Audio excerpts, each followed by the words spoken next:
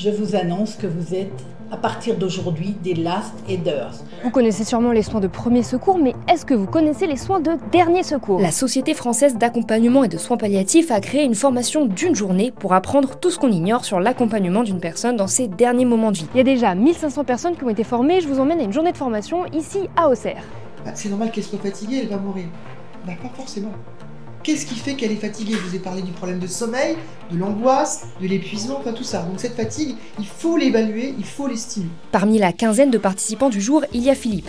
Lors de la mort de son père, il a totalement subi le système de soins palliatifs. Mon père est décédé en 2020. Il m'a intégré un EHPAD en février 2020 et le confinement est survenu juste après. C'était plus possible d'aller le voir et je pense qu'il est décédé dans l'incompréhension et dans la solitude.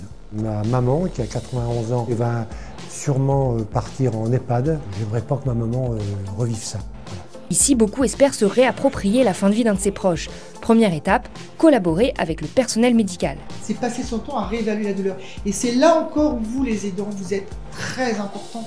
Je répète, quand le médecin est passé et qu'encore une fois le patient a dit qu'il avait pas mal alors que vous savez qu'il a mal et qu'une demi-heure plus tard le patient se crispe de douleur, cette évaluation au continu de la journée et de la nuit, elle est essentielle pour mettre la bonne dose dentalgique qui soit la plus adaptée et surtout qui laisse le patient le plus vivant possible. C'est toujours de la haute couture, du sur-mesure. Deuxième étape, chouchouter son proche. Beaucoup de personnes qui aimeraient bien un petit câlin, un petit bisou, mais on a peur de les brusquer, donc n'hésitez pas à vous rapprocher petit à petit, comme quelqu'un l'a dit hier, à mettre votre main sur le drap et voyez si la personne vient poser sa main sur la vôtre. Tout est bon pour détendre la personne, y compris l'ambiance musicale. Si vous aimez, je sais pas, Coldplay, peut-être que votre parent il aime autre chose, Johnny Hallyday, allumer le feu ou quelque chose de beaucoup.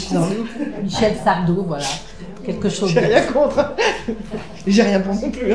Et au-delà des trucs et astuces délivrés par les deux bénévoles, ça nettoie le Coca-Cola. Cette journée sonne comme la fin d'un tabou pour les participants. La mort, je l'ai vécue très tôt dans mon enfance et c'était pas toujours quelque chose de très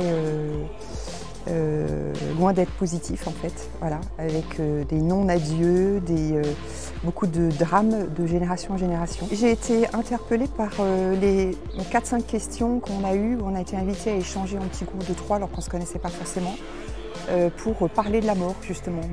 Qu'est-ce qui est important pour nous dans la vie, comment est-ce qu'on aimerait partir. Et en fait, je me suis dit c'est un premier levier pour engager la conversation, peut-être avec des proches. En fait, ils nous ont dit ah oui, prochain apéro. Je dis bon, je sais pas, mais ça me paraissait étonnant en fait. Et en fait, après, je me suis dit mais en fait, c'est un début de pouvoir parler avec les gens qui sont plus proches de nous d'une chose où en fait, là, il n'y a pas d'inégalité. Je veux dire, on va tous le vivre. L'association peine à encaisser la demande grandissante. Catherine, qui a implanté ce dispositif en France en 2022, est venue d'Agen pour encadrer cette formation. Les 150 bénévoles animent en moyenne 2 sessions par semaine à travers toute la France. Prochaine destination, Lambersart, Tours et Bouc-Bel-Air.